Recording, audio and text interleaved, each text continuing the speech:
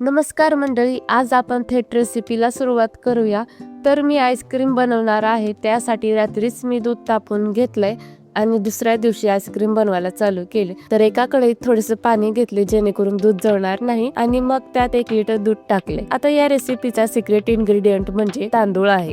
2 चमचे तांदूळ स्वच्छ धुवून घ्यायचे। त्यानंतर 15-20 काजू, 1 वाटी मखाना घेतलाय। या रेसिपीत वापरलेल्या तांदळामुळे मिश्रणाला खूप छान थिकनेस येतो आणि तांदळाची चव अजिबात जाणवत नाही। तर तुम्ही पण एकदा नक्की ट्राय करा आणि मला कमेंट मध्ये सांगा बरं। तर ते भिजू घातल्यानंतर उरलेल्या दुधात मी पाऊण वाटी साखर टाकले। 1 लिटर दुधाला एवढी साखर बस होते। जर तुम्हाला आणखीन गोड खायचं असेल तर आणखीन साखर नका टाकू। मस्करी केली, एवढी साखर या प्रमाणाला बस होते। त्याला असं मस्त ढवळून घ्यायचं आणि कढईच्या कडेवर लागत असलेलं मलाई काढत जायचं। आता इथं बघा, ही मखाना, काजू आणि तांदूळ गरम दुधात खूप छान भिजले। तर त्याला मी मिक्सरला गर फिरवून घेते। बघू शकता किती छान आणि स्मूथ पेस्ट बनली। तर अशी स्मूथ पेस्ट बनवायची आहे। एकीकडे दूध आटून 1/4 झालंय। यावेळेस मी माझ्याकडे pineapple flavour custard powder available होतं, तर तेच मी 2 चमचे थोडंसं दुधात मिक्स करून घेतलं होतं। हे ऑप्शनल आहे, तुम्ही स्किप पण करू शकता। तर पहिल्यांदा मी कस्टर्ड पावडरचं दूधच टाकली आणि चांगलं मिक्स केल्यानंतर 1 मिनिट थांबून ही काजू, मखाना, तांदळाची पेस्ट टाकते। गॅस लोच ठेवायचा बरं, जेणेकरून या मिश्रणाच्या गाठी होणार नाही। पटकन असं मिक्स करून घ्यायचं। तुम्ही बघू शकता किती छान मिक्स होऊन मस्त अशी उकळी आली। तर याला अजून 10 मिनिटं शिजून घेतले, तेव्हा बघा हे असं घट्ट झाले। तर एवढी कन्सिस्टन्सी पाहिजे। आता यानंतर या मिश्रणाला कढईतच मी 1.5 तास थंड होण्यासाठी ठेवलं होतं। तर सगळ्यात पहिल्यांदा हे मिश्रण मिक्सरच्या भांड्यात काढून मिक्सरला 30 सेकंद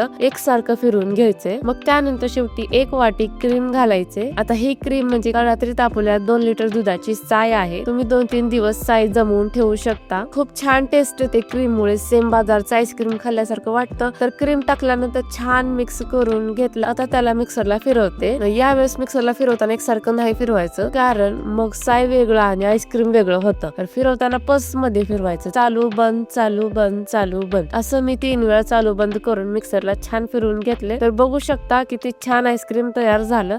आता याला एका एअरटाइट कंटेनर मध्ये ट्रान्सफर करून 24 तास फ्रीजर मध्ये ठेवून द्या। आता माझ्याकडे हेच अवेलेबल होतं। यातच मी सर्व मिश्रण टाकणार आहे आणि फ्रीजरला ठेवते। फ्रीजरला ठेवून मला 12 तासच झाले, कारण शिवांश खूप मागे लागला होता की आईस्क्रीम दे। तर बघू शकता आईस्क्रीम कसं झाले ते। तुम्ही मात्र 24 तास ठेवा आणि तुम्ही पण एकदा ही रेसिपी ट्राय करा, खूप छान होते, चवीला पण छान लागते। तर चला, ही रेसिपी आवडली असेल तर व्हिडिओला लाईक करा, चॅनलला सबस्क्राईब करा, जेणेकरून तुम्हाला असेच माझे मजेदार डेली व्लॉग्स आणि छान छान रेसिपीज बघायला भेटतील। तर भेटूया पुढच्या व्हिडिओ मध्ये, तोपर्यंत बाय बाय।